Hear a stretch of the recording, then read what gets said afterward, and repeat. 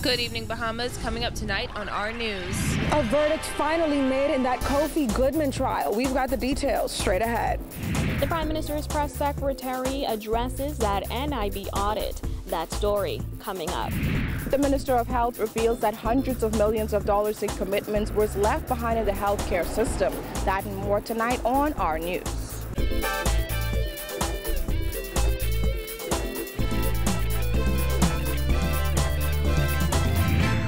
News is brought to you by Alive, the nation's newest and best LTE network. Good to be alive. Welcome to our news and thanks for joining us. I'm KRISTINA McNeil. Topping news tonight, child killer Goodman has been found guilty of the September 2011 murder of 11-year-old Marco Archer, whose naked body was found wrapped in a sheet behind Goodman's home. APRYL Sands was in court for the verdict and filed this report. Goodman was today found guilty on the murder of 11-year-old Marco Archer, whose body was found wrapped in bed sheets behind Goodman's Yorkshire Street Complex apartment back in September 28, 2011. A smiling Goodman walked out of court today after receiving a guilty verdict. It is the second time Goodman has been convicted for the murder of 11-year-old Marco Archer. Goodman had denied the murder charge at his trial before Justice Carolita Bethel. Marco was last seen alive when he left his mother's home on Broham Street to buy candy from a neighborhood store on September 23rd. Police found the clothing that Marco was wearing in Goodman's garbage. According to the evidence, Goodman's DNA was found on Marco's clothing. Goodman's attorney, Alex Morley, says the guilty verdict must be respected. The judge summed up today, and the jury went in, and they deliberated, and they came back with a guilty verdict. The next step for us to do is to sit down with our client and discuss the next way forward. Yeah. During a police interview, Goodman denied that he kidnapped and sexually assaulted Marco before killing him.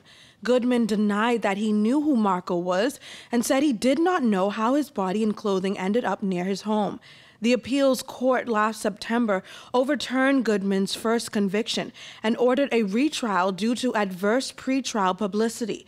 The misconduct of his former attorney, Jeffrey Farquharson, who was later held in contempt over his behavior, and the fact that the jury was not discharged over the foreperson and another juror fought during deliberations. Yeah, we're coming back to court on the 27th. The judge, Justice Bell, ordered that a psych report be done and a probation report be done.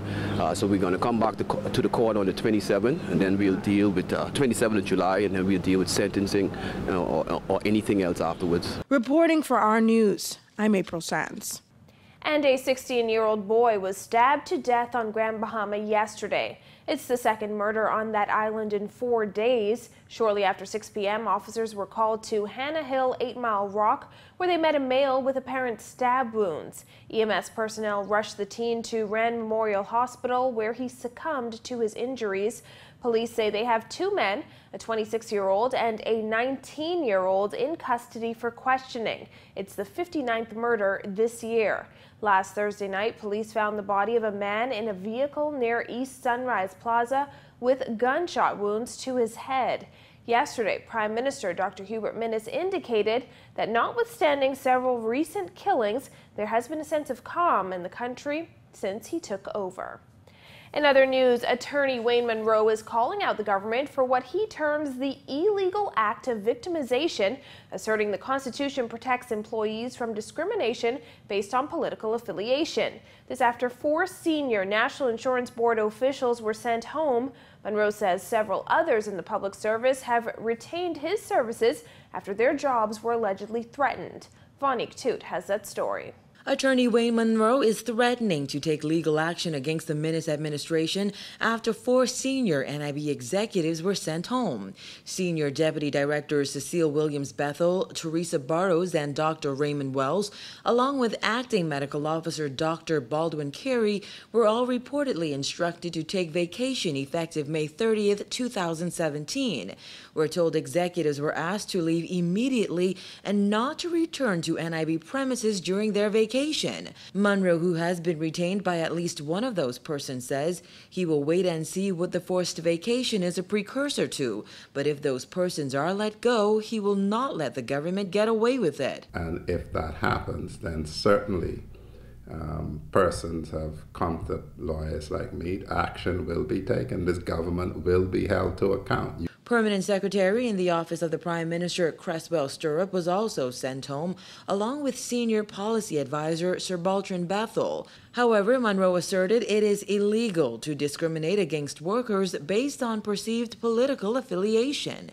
If people are sent home forced to go home on vacations, one would have to see why it is. If it has a political motivation, then Dr. Minnis was in fact correct. That is illegal. The Constitution protects you in the public arena anyway from discrimination based on political affiliation. And so it's not just the people from NIB. We've had recent hires throughout the public service being threatened with termination.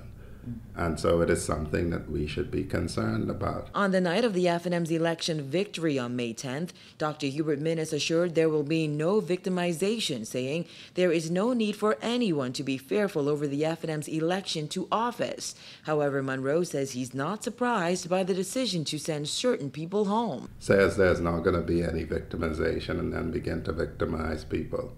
It's what they do. They tell you one thing and they know it's not true. In August 2012, months after the PLP's election victory, Minnis, who was opposition leader at the time, said the FNM would file a class action lawsuit against the government for the victimization of several of the FNM supporters. However, Monroe says there's a reason nothing ever came of that lawsuit. Because the PLP never terminated anyone, which is part of the complaint, that everyone was left where they were. Some people became obstructionists and obstructed the implementation of the policies of the PLP government, but the PLP didn't do it, so there would be no one to sue. Reporting for our News, I'm Vonique Jude. And newly appointed Press Secretary Anthony Ace Newbold is defending the Minnis administration's decision to launch forensic audits into several government agencies, including NIB, which is high on that list. Just yesterday, it was revealed that several NIB executives were sent home. Newbold admits there could be more to come as a result of those audits. Jasmine Brown reports. Newbold confirming this morning that there could be more fallout at the National Insurance Board as that audit continues. Newbold was asked specifically about those 4 senior executives who were sent home. Our News understands those executives were instructed yesterday to take 1 month's vacation starting today. Sometimes to get to where you need to get to, you need to move some people around. And it's as simple as that. As for claims of victimization, the opposition will say that. But the audits must continue. When asked if there could be further fallout at NIB as a result of that audit, Newbold said that possibility could not be ruled out. However, he insisted that the Minnis administration is not looking to victimize anyone. He said it's all about running the public service efficiently. I can't say that it will happen, but it certainly is a possibility. We don't know what the audits are going to reveal.